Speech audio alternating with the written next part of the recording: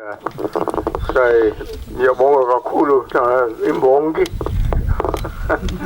very kind, and I never land on this airstrip without raising my hands in supplication to God, because in 1953 when I did the very first aerial count of the white rhino, the little plane that I took off with hit one of the wings hit one of the trees, and only through the great skill of the pilot did we stop from crashing. So I'm glad to be alive on this airstrip. Well, first of all, let me welcome all you young people from all over the world. It really is a great pleasure and a great honor to have you, and to welcome you to here to Mfolozi. This is where your great ancestors 1 million years ago walked. What you're looking at when you look at this piece of country is the landscape of the soul. That Africa is imprinted upon all of us. It doesn't matter where you come from. Africa is within you. And a great poet once said, all Africa and her wonders and her prodigies are within us.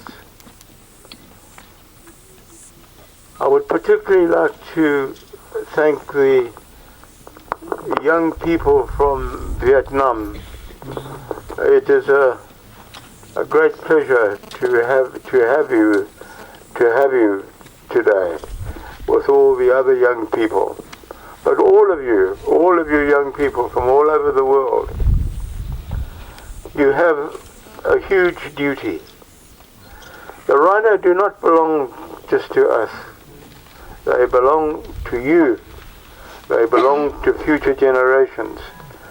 And all of you are going to have to lead in your own ways. I would also like to say thank you very much to the United States, who very kindly put up a considerable amount of money to bring many of you here. But most of all, I would like to thank the spirits, the anti-poaching of those men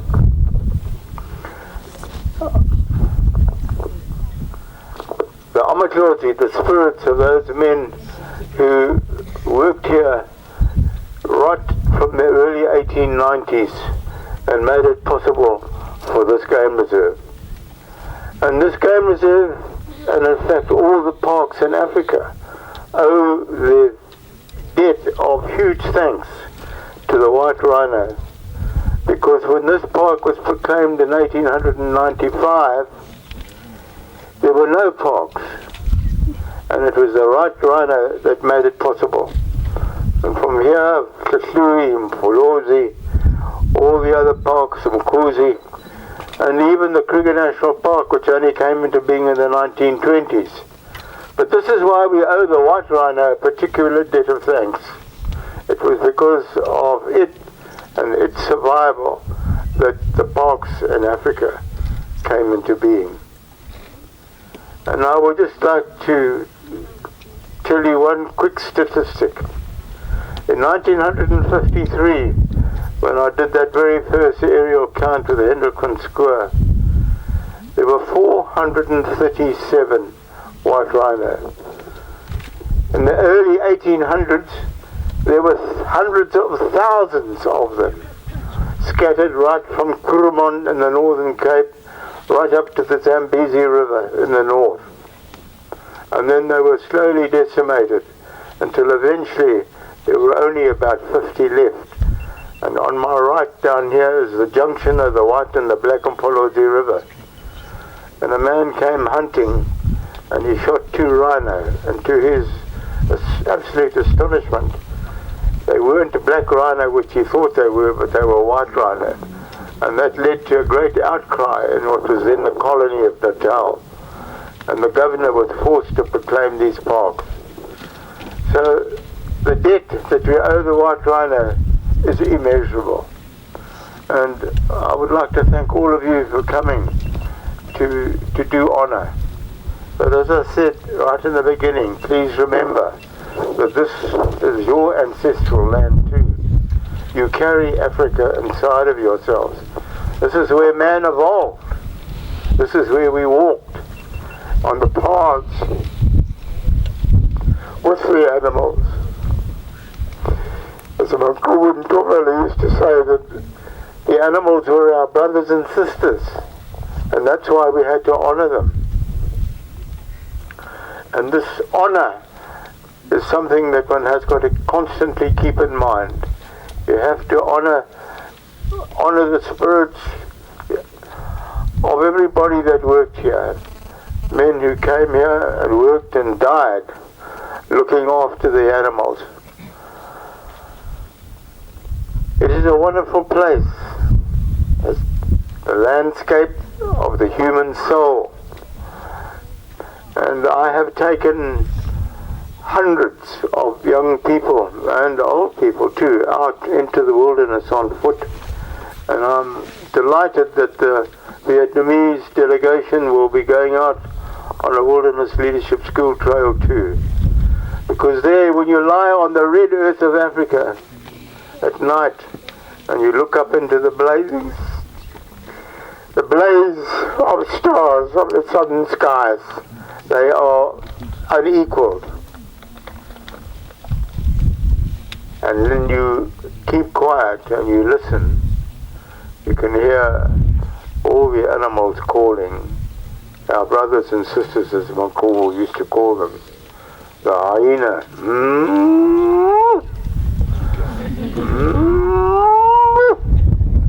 And the leopard, the ingwe.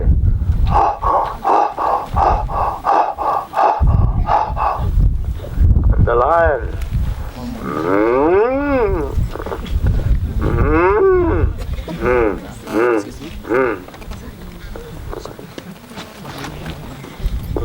Silence is one of the rarest commodities in our world today. And to be able to lie out on this African veldt and just listen is a God-given gift which we can all be very thankful. But please let me thank all of you young people again for coming. And you are the future. I remember during the Second World War, when I was in Italy, we were billeted at one stage in a school, and on the wall was written, "Voi speranze della nazionale." You are the inspiration of the future, but you have a tremendous responsibility, and you have to accept it. You must accept the responsibility, because you are the custodians. We are on our way out now. You are the ones who are going to be taken care. And it's not an easy job, and it's not an easy subject. It's complex. It's very complex. The whole of wildlife conservation has been a long, complex matter. But again, thank you, and I don't want to keep you sitting out burning in the sun any longer while I sit in this light. So, ngiyabonga kakhulu. Thank you very, very much. I'll just say one last thing. That on your left is the mountain. The name of the hill is Masinda. And it got its name because climbing it is quite heavy. But in 1952, I saw my first rhino, and it was an overcast day, drizzling and very misty. And out of the mist came these rhinos. And my heart was really deeply touched, because I could see that these were the prehistoric remnants of what once used to roam on our earth. And I just had a feeling when I saw them that somehow we had such a huge duty to them, and at that time I didn't know about their history. But again, thank you very much indeed, all of you. And you know, there's a little saying which said, I slept and dreamt that life was beauty, and I woke and found that life was duty. So you have duties, and your duties, each one of you, you've got to be a leader in the world. You've got to make your mark, you've got to make your stamp, you've got to make your voices heard. But you have to be discriminating too. It's not just an all-out battle without understanding. And so one of the first things that one should always do is to learn what the history is, what the history of the place is, what the history of the animal. And that applies to no matter where we come from. But greetings to the New Zealanders, to the Americans, and I also like to say how delightful I'm delighted I am to see my old friend Ted Riley here from Swaziland, who has done a wonderful job in keeping the rhino going in Swaziland, and they have been increasing thanks to the King of the Swazis who backs them. And that's one other little thing I'd like to say to you. Make it your business to get to know politicians, because in the end, politicians are the ones who make the decisions. So you have to get to know them, and you have to get their ear. And I'd also like to thank Kingsley Holgate of his foundation, who really is one of the driving forces here, and Hluhluwe-iMfolozi of KwaZulu, of KZN Project Rhino. Women, let me say this, women have done an enormous amount for conservation. One of the ladies that came with me today, Sheila Berry, is the driving force who is trying to stop the mining on the southern side of Umfolozi. I always am amused that one of my colleagues who in 1952 said women only had one role in conservation, or two roles, either a typist or a receptionist. By Jove, I wish you could see today. They control it, and God bless you. Thank you very much.